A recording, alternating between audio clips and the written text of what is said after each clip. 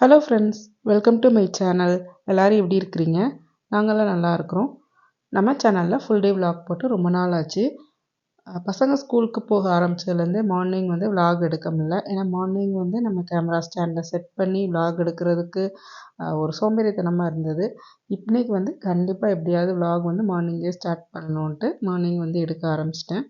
பிரேக்ஃபாஸ்ட்காக இட்லி தான் ஊற்றுறேன். நேற்று வத்த குழம்பு வச்சுருந்தது மீதி இருந்தது. அதை ரீஹீட் பண்ணிவிடுங்க. அதை இட்லிக்கு தொட்டு சாப்பிட்டுப்பாங்க. அப்படி இல்லாட்டி நைட்டு பண்ண சட்னியும் ஃப்ரிட்ஜில் எடுத்து வச்சுருக்கிறேன் மீதி இருந்ததை. அதை தொட்டு சாப்பிட்டுப்பாங்க. ஆளுக்கு 2 இட்லி தான் மார்னிங் சாப்பிடுவாங்க. அதுக்கு மேலே சாப்பிட மாட்டாங்க. அதனால் அந்த ஒரு தட்டு மட்டும் வச்சுருக்கேன். அந்த தட்டில் 4 இட்லி பிடிக்கும்.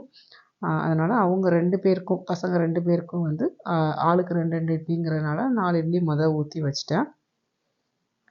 இந்த வாட்டி இட்லிக்கு மாவு அரைக்கும் போதே கொஞ்சமாக வடைக்கு மாவு அரைச்சி ஃப்ரிட்ஜில் வச்சுருந்தேன். பசங்களோட ஸ்கூலுக்கு லஞ்ச் பாக்ஸ் பேக் பண்ணுறதுக்கு வடை போட்டு கொடுத்துடலாம் அப்படின்ட்டு. இட்லிக்கு மாவு ஊற்றி ரெடி பண்ணும்போதே வடைக்காக ஒரு பேனில் எண்ணெய் ஊற்றி அதை ஹீட் பண்ண ஆரம்பிச்சிட்டு, அது ஹீட் பண்ணுற நேரத்தில் வெங்காயம் கட் பண்ணிவிட்டு வடை மாவில் சேர்த்துட்டேன். வெங்காயம், மிளகு, சீரகம், உப்பு இதெல்லாமே சேர்த்து நல்லா மிக்ஸ் பண்ணி எடுத்து வச்சுட்டேன். நான் பச்சை மிளகா சேர்க்கலை. பச்சை மிளகா சேர்த்தா பசங்க சாப்பிடும்போது ஸ்கூலில் வேறு சாப்பிட்றதுனால வாயில் கடிப்படும். வாயில் கடிப்படும்போது அந்த வடை சாப்பிடாம அப்படியே ரிட்டர்ன் கொண்டு வந்துடுவாங்க. அதனால் பச்சை மிளகா சேர்த்துக்கல. இதை 4 வடையாக எண்ணெயில் போட்டு ஃப்ரை பண்ணி எடுத்துக்கிறேன். வடை போட ஆரம்பிக்கும் போதே இட்லிக்கு ரெடி ஆகிடுச்சு. ஆளுக்கு 2 இட்லி மட்டும் கொடுத்து சாப்பிட்றதுக்கு உட்கார வச்சுட்டேன். அவங்க குளிச்சுட்டு ட்ரெஸ்அப் பண்ணிவிட்டு ரெடி ஆகிட்டு தான் வருவாங்க. நான் அதுக்குள்ளக்க அவங்களுக்கு காலையிலக்கு சாப்பாடு, மத்தியானம் லஞ்ச் பாக்ஸும் முடிஞ்ச அளவுக்கு எடுத்து வச்சுருவேன். ஏன்னா ஒரு சில நேரம் சின்ன பையன் சாப்பிட மாட்டான். அவனுக்கு ஊட்டி விடணும். ஊட்டி விட்டால் தான் சாப்பிடுவான். அது மாதிரி ஸ்கூலுக்கு போகிறதுக்கும் அடம் பண்ணுவான். அதனால் மோஸ்ட்லி அவங்க வர்றதுக்குள்ளக்க இந்த ஒர்க்கெல்லாம் முடிச்சு வச்சுடுவேன். எங்களுக்கும் அந்த இட்லிக்கு முதல்ல 4 இட்லி ஊற்றியிருந்தேன். அதுக்கப்புறம் பின்னாடியே ஒரு 3 இட்லி மட்டும் ஊற்றிட்டேன். நானும் ஹஸ்பண்டும் ஆளுக்கு கொஞ்சம் கொஞ்சம் அப்படியே வடையும் இருக்கிறதுனால ஷேர் பண்ணி சாப்பிட்டுப்போம். வடையும் மொத்தமாக 8 வடை போட்டிருக்கேன்.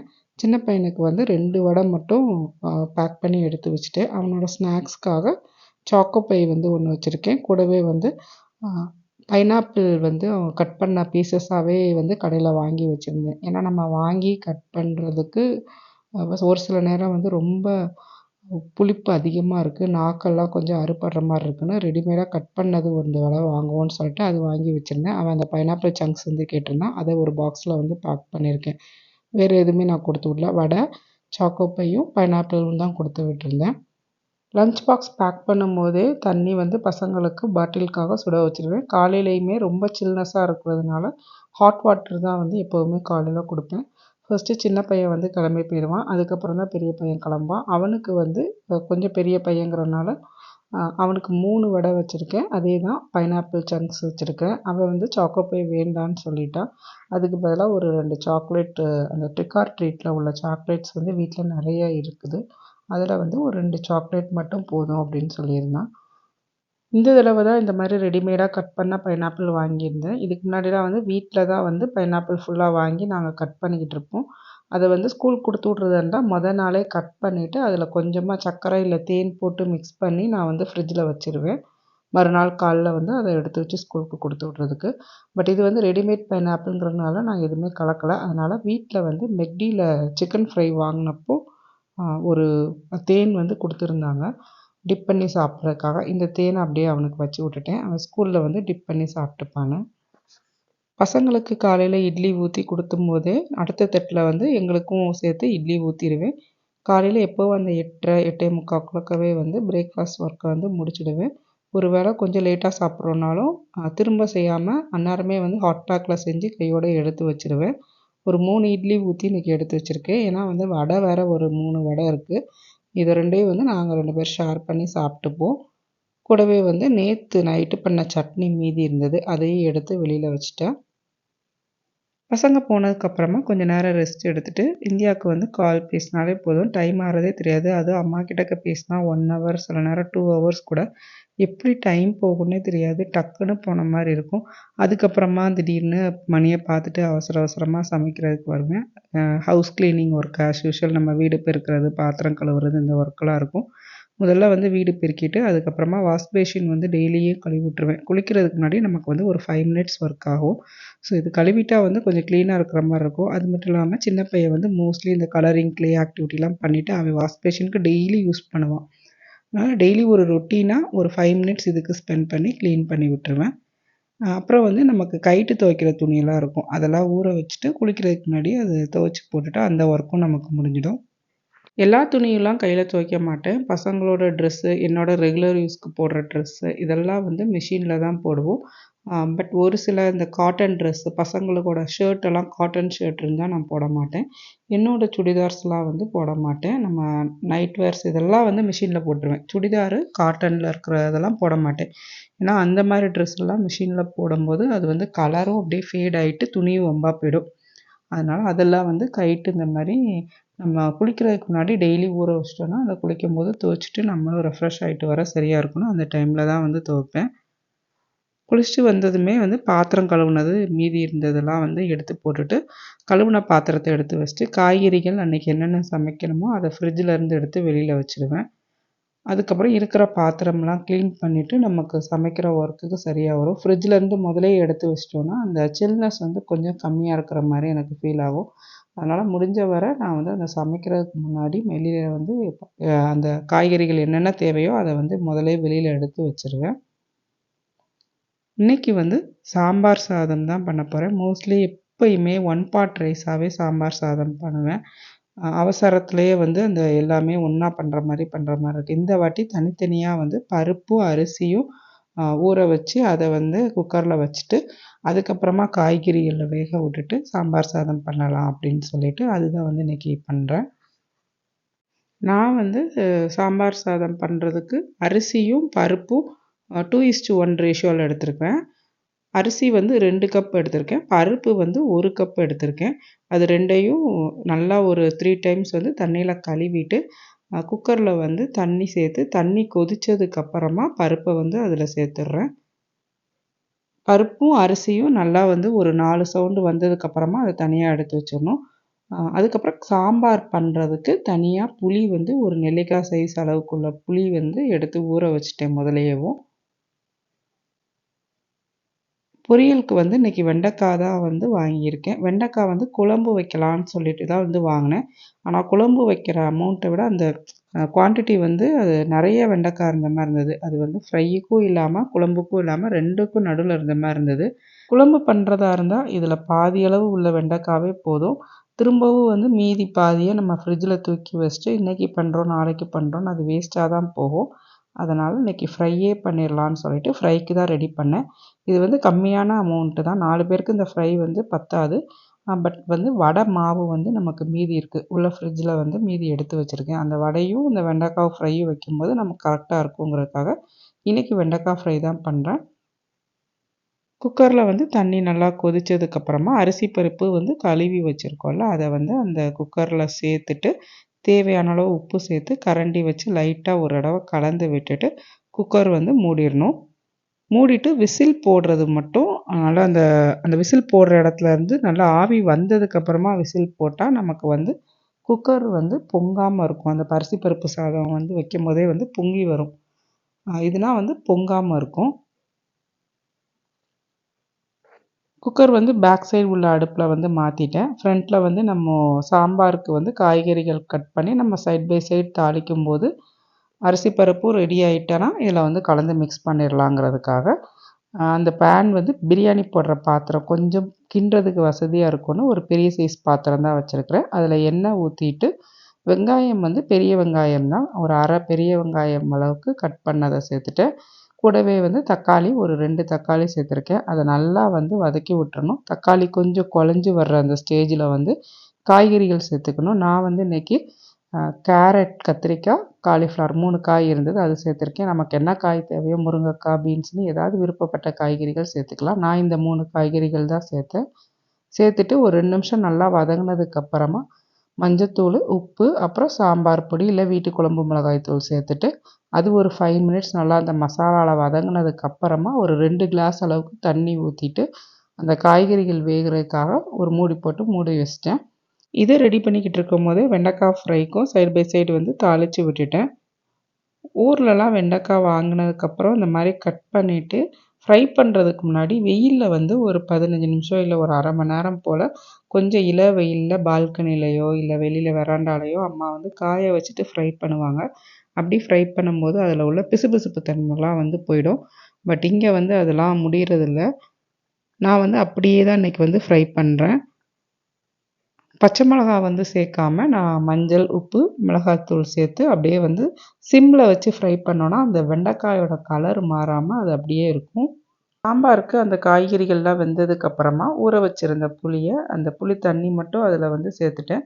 புளி தண்ணி சேர்த்ததுக்கப்புறமா திரும்ப மூடி போட்டு ஒரு 2லேருந்து 3 நிமிஷம் நல்லா கொதி வந்ததுக்கப்புறமா இங்கிட்டு வந்து நம்ம அரிசி பருப்பும் நல்லா வெந்து வந்துடுச்சு. இதை லைட்டாக அதை கரண்டி வச்சு கிண்டும் போதே நல்லா குழச்சி விட்டுட்டு இதை வந்து நம்ம அதில் சேர்ந்து மிக்ஸ் பண்ணிட்டோன்னா நமக்கு வந்து சாம்பார் சாதம் வந்து ரெடி ஆகிடும். சைட் பை சைடு வந்து வெண்டைக்காய் ஃப்ரை ஆனதுக்கப்புறமா நான் வந்து இந்த உளுந்து வடை ஏற்கனவே ஃப்ரிட்ஜில் மாவு இருந்ததை எடுத்து அதையும் போடுறதுக்கு ரெடி பண்ணிட்டேன். லைட்டாக மசிச்சு விட்டுறணும். அந்த அரிசி பருப்பு சாதம் கலக்கிறதுக்கு முன்னாடி குக்கரில் இருக்கும் போதே லைட்டாக மசிச்சு விட்டால் தான் அந்த சாம்பார் வந்து சாதம் வந்து நமக்கு நல்லா குலைவாக வரும். இதில் கலந்து நல்லா மிக்ஸ் பண்ணிவிட்டு லைட்டாக அந்த ஒரு கொதி வரவும் அதை வந்து பின்னாடி அடுப்பில் மாற்றிட்டேன். இதில் வந்து ஃபர்ஸ்ட்டு நெய் சேர்த்து கொஞ்சம் ஒரு 7, 8 முந்திரி பருப்பு ஃப்ரை பண்ணி எடுத்து வச்சுருக்கேன். அதையும் அந்த சாம்பார் சாதத்தில் கலந்துட்டு அப்புறம் கடுகு, கருவேப்பிலை, கொஞ்சமாக வந்து காஞ்ச மிளகா இருந்தால் அதை சேர்த்து லைட்டாக தாளித்து விட்டுட்டோன்னா நம்ம சாம்பார் சாதம் ரெடி. தாளித்ததுக்கப்புறம் மிக்ஸ் பண்ணிவிட்டு மேலே கொஞ்சமாக கொத்தமல்லி தழை வந்து தூவி விட்டுறலாம். வெண்டைக்காய் ஃப்ரையும் ரெடி ஆகிடுச்சு. அதோட கலர் மாறாமல் நம்ம சிம்மில் வச்சு ஃப்ரை பண்ணோன்னா அப்படியே இருக்கும். வடை மாவு நான் சொன்ன மாதிரி நேற்று அரைச்ச மாவு. ஜென்ரலாக வடை மாவு வந்து இதுக்கு முன்னாடிலாம் நான் வந்து பண்ணும்போது அரைச்சி வச்சுருந்த மாவை மறுநாள் போட்டால் எண்ணெய் குடிக்கும். ஆனால் இப்போல்லாம் பார்த்திங்கன்னா அந்த எண்ணெய் குடிக்காமல் சூப்பராக மொறு வடை வந்துடுது. நம்ம அரைக்கிற பக்குவம் தான் அது. லைட்டாக தண்ணி தெளித்து நல்லா கட்டியாக அரைச்சோன்னா வடை மாவு வந்து எண்ணெய் குடிக்காமல் வரும். அப்படி இல்லாமல் கொஞ்சம் இலக்கம் கொடுத்த மாதிரி இருக்குது அப்படின்னா அரிசி மாவு கொஞ்சம் சேர்த்துக்கிட்டிங்கன்னா கரெக்டாக அந்த மாதிரி வரும். ஈவினிங் டைமில் படிக்க சொல்லுவோன்னு தெரிஞ்சு சின்ன பையன் வந்து ஏதாவது ஒரு வேலை பார்ப்பான்.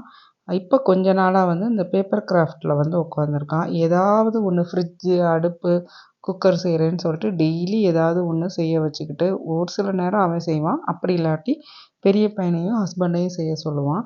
அவங்க செஞ்சுக்கிட்டு இருக்கும்போது நீ வந்து படித்தாதான் செஞ்சு தருவோம் அப்படின்னு சொன்னால் அந்த கரெக்டாக படிக்கிறதுக்கு வந்துடுவான்.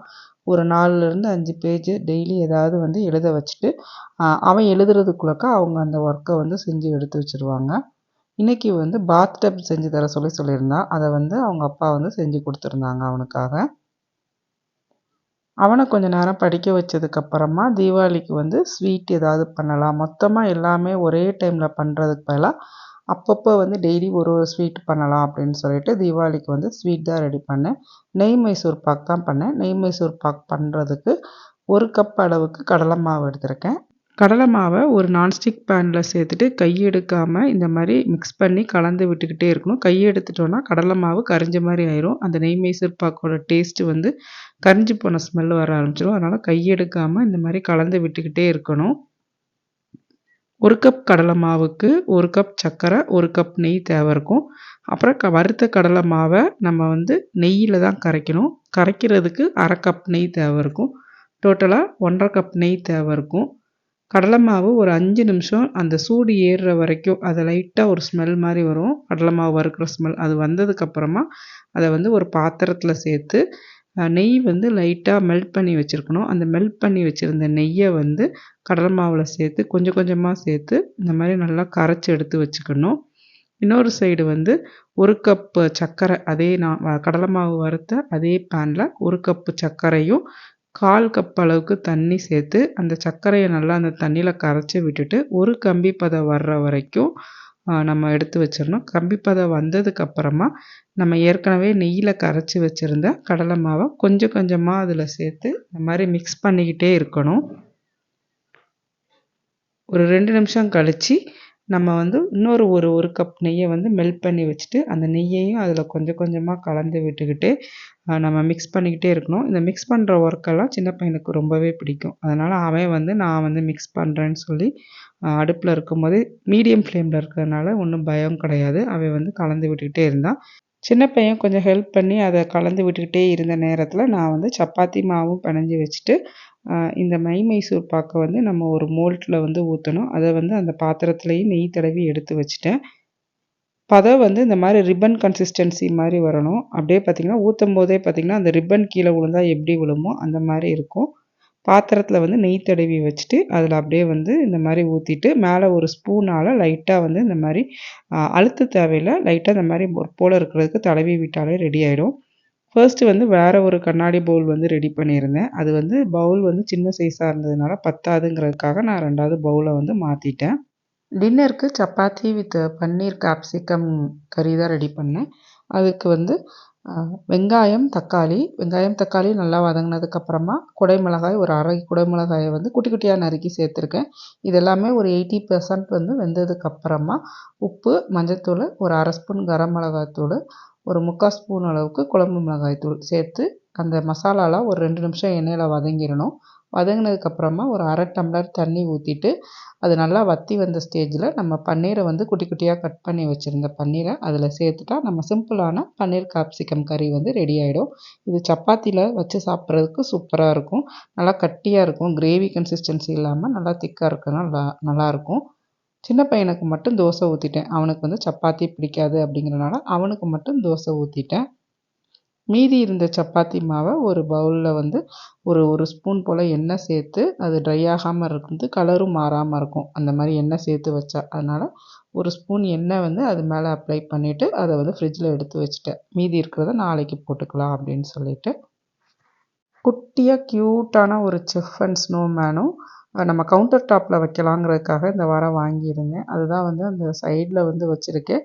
ஸோ அந்த குட்டி செஃப் முன்னாடி நம்ம பண்ணின அந்த நெய் மைசூர் பாக் கட் பண்ணி எடுத்து வைக்கலான்னு சொல்லிட்டு கட் பண்ணேன். நெய் மைசூர் பாக் பார்த்திங்கன்னா நல்லா சாஃப்டாக வந்திருந்தது, பார்த்தாலே உங்களுக்கு தெரியும். ஸோ இந்த இதை வந்து நல்லா அப்படியே கட் பண்ணி பீஸ் போட்டு எடுத்து வச்சுட்டேன். அதிலேருந்து ஒரு பீஸ் மட்டும் எடுத்து நான் வந்து தனியாக வச்சுட்டேன். ஏன்னா வந்து நம்ம தீபாவளி அன்னைக்கு வந்து நம்ம பண்ணின பலகாரம்லாம் சாமி கும்பிட்றதுக்கு வேணுங்கிறதுனால சாமிக்கு ஒரு பங்கு வைக்கணுங்கிறதுக்காக ஒரு ஸ்வீட் மட்டும் தனியாக எடுத்து வச்சுட்டேன். மீதி இருந்த ஸ்வீட்டெல்லாம் கட் பண்ணி பீஸ் போட்டுட்டு அதே அந்த கண்ணாடி பவுலில் திரும்ப வந்து வச்சுட்டேன். அப்பப்போ தேவைக்கு பசங்க எடுத்து சாப்பிட்டுப்பாங்க. இந்த வருஷம் தீபாவளியை ஒரு இனிப்போடு ஸ்டார்ட் பண்ணியாச்சு. நீங்களும் உங்களோட தீபாவளி ஒர்க்கை ஸ்டார்ட் பண்ணியிருப்பீங்கன்னு நம்புகிறேன். அனைவருக்கும் இனிய தீபாவளி நல்வாழ்த்துக்கள். இந்த vlog உங்களுக்கு பிடிச்சிருந்தா லைக் பண்ணுங்கள். இன்னொரு இன்ட்ரெஸ்டிங்கான vlogல பார்க்கலாம். பாய்.